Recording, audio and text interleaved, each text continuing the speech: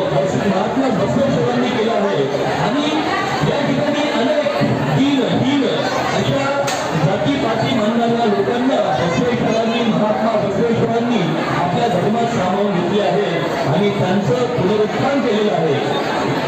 लिंगायत धर्म हा त्यावेळी जाणी आली होती त्यावेळी महात्मा बसवेश्वरांनी त्या लिंगायत धर्माचा पुनरुत्थान केला.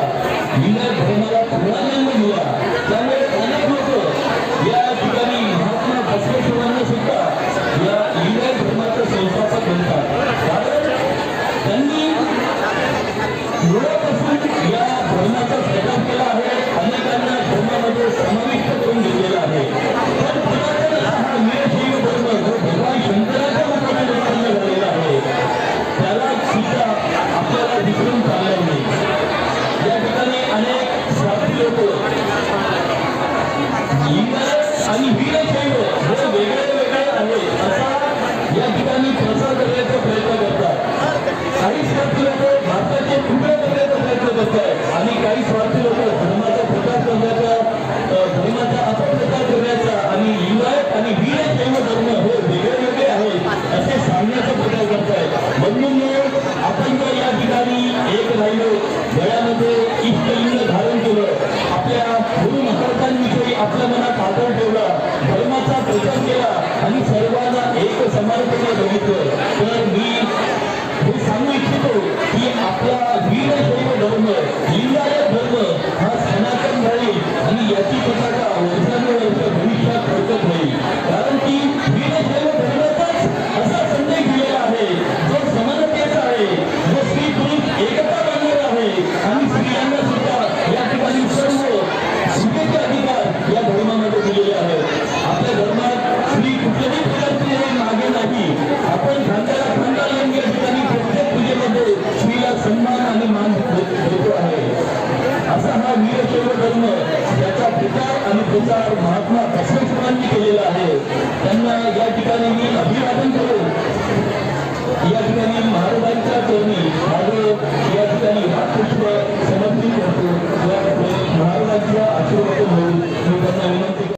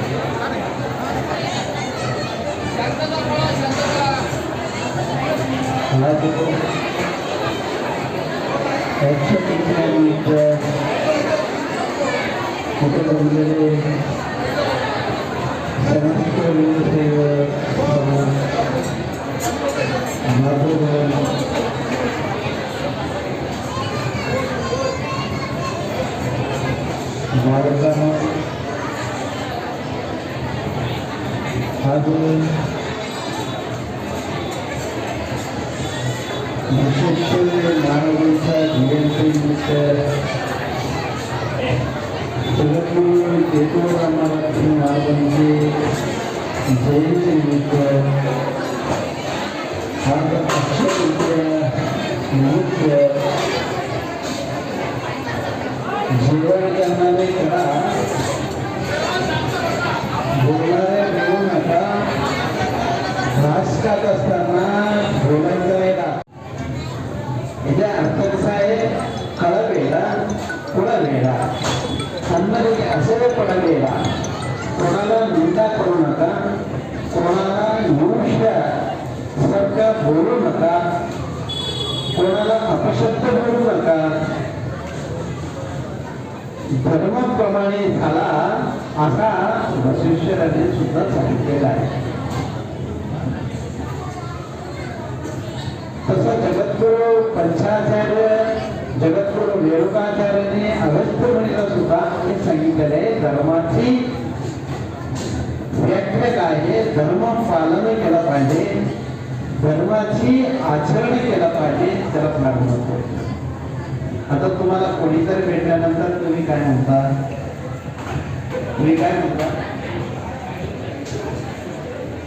शिवशरणार्थ शिवशरणार्थ बोलता ज्यावेळी तुमच्या गळ्यात देव असतात त्यावेळी शिवशरणात असं म्हटल्यानंतर तुमची देवाला हात लावून नमस्कार केला जातो. पण तो तुमच्या गळ्यातच देव नाही म्हटल्यानंतर तुम्ही कोणाला नमस्कार करा.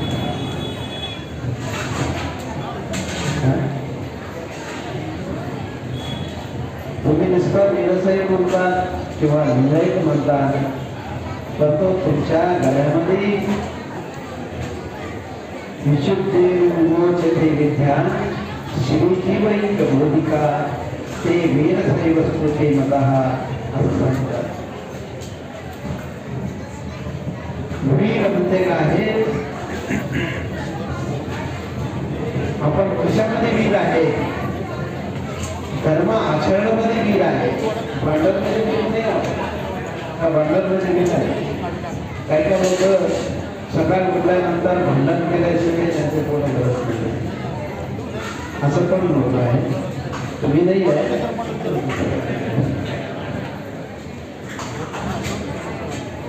तसे धर्मामध्ये आचरण करायचे उद्देश काय आहे? तर आपण जन्माला आल्यानंतर एकदा गुरुची चरण जायला पाहिजे. गुरु चरणात सेवन केलं पाहिजे. काही लोक गुरु न करता काही लोक सांगतात माझे आत्म्यामध्ये गुरु आहे, माझ्यामध्ये गुरु आहे, माझ्यामध्ये शिव आहे. आणि तुम्ही हनुमान सारखं नाही ना असं पाडून दाखवायला. काय तुम्ही असं पाडून दाखवा का?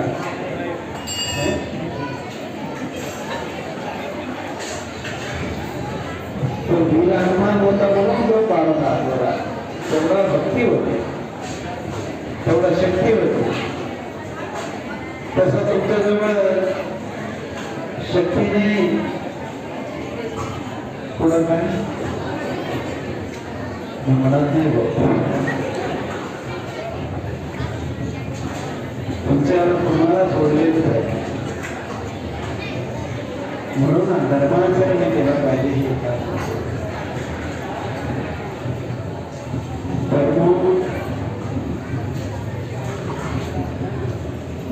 धर्मासाठी आपण जगलं पाहिजे. आता तुम्ही शरीर घालून बसलेले आहे, त्याला बटन आहे, बटन आहे. त्याकरता बटन लावल्याने काही शरीर राहते का? राहत नाही. बटन लावायचं जरूर आहे. शर्ट घालायचं धर्म आहे, त्याला बटन घालायचं धर्म आहे. त्याकरता बटन नाही घातलं तर शर्ट ओपन होऊन जाईल, माझ्याने निघून जाईल. कसं काय निघून गेले असं म्हटल्यानंतर तुम्ही बटन घातलं तर संरक्षण आहे. तसं तुमच्या गळ्यामध्ये जे देव आहे ना तुम्हाला संरक्षणासाठी आहे. म्हणून तुम्हाला संरक्षणासाठी वीरशैव धर्मामध्ये गुरुनी त्यावेळी तुम्हाला दीक्षा दिल्या जातात, त्यावेळी तुम्हाला इष्टलिंग दिलं जातं हातामध्ये. त्यावेळी तुम्ही तुमच्या जीवा आत्मा प्राण जसा आहे प्रेम आहे. आता तुमच्यावरती खूप प्रेम आहे, तुमचे जीवावरती तुम्हाला प्रेम आहे का नाही? आता कोणीतरी असे बसलेले असतात, त्याला असं आपण जाऊन असं केल्यानंतर मी मेला होतो, मी मेला होतो. तर तो किती जीव आहे ना, तसं जीव देवावरती पाहिजे म्हणून सांगतात. तरच त्याला म्हणतात इष्टलिंग. ते इष्टलिंग म्हणजे काय? तुम्हाला जे जे पाहिजे ते देणार ते इष्टलिंग. तुम्ही भटकायची गरज नाही आहे इकडं तिकडं. तुम्ही सकाळी चांगला जप तप घरामध्ये करा, लिंगपूजी करा. आणि वीरशैव धर्मामध्ये आता स्वामींनी सांगितले स्त्री आणि पुरुषात समान आहे. दुसरा जातीमध्ये पुरुष आणि स्त्री समान नाही आहे. आणि हातामध्ये दोघांना बसून दीक्षा दिल्या जातात, स्त्री असो पुरुष असो समान आहे. आणि तुम्हाला भेद नाही आहे, त्यांना पण भेद नाही आहे. तुम्हाला लिंग दिल्या जातात, त्यांना पण लिंग दिलं जातात. ते लिंग काही लोक काढून ठेवतात, काही लोक काढतात घरात. परंतु स्त्री पंचदोष नाही म्हणून सांगतात. पंचदोष जनन, मरण,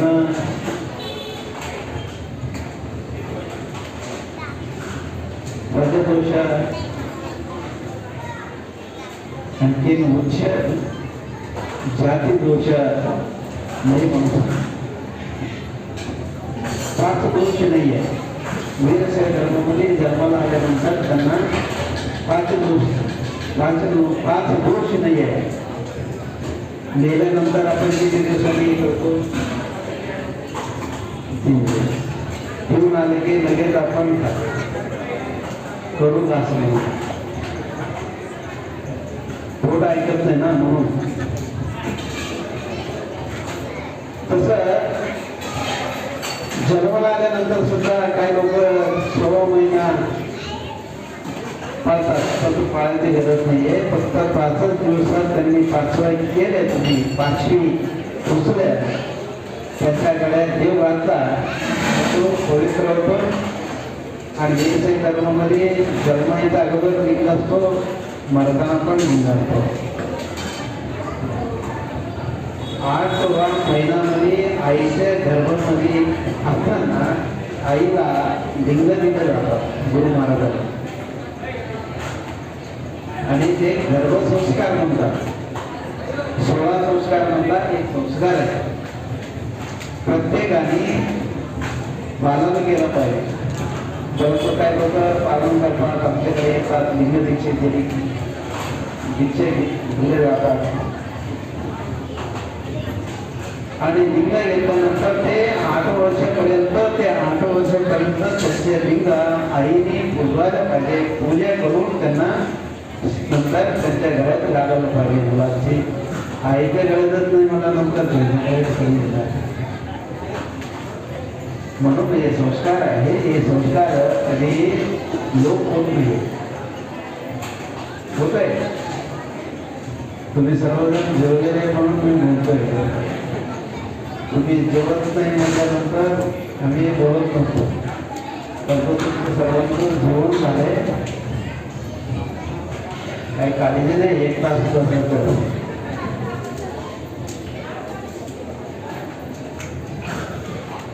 एक तास चालेल. हो म्हणायला कोणी चालत नाही.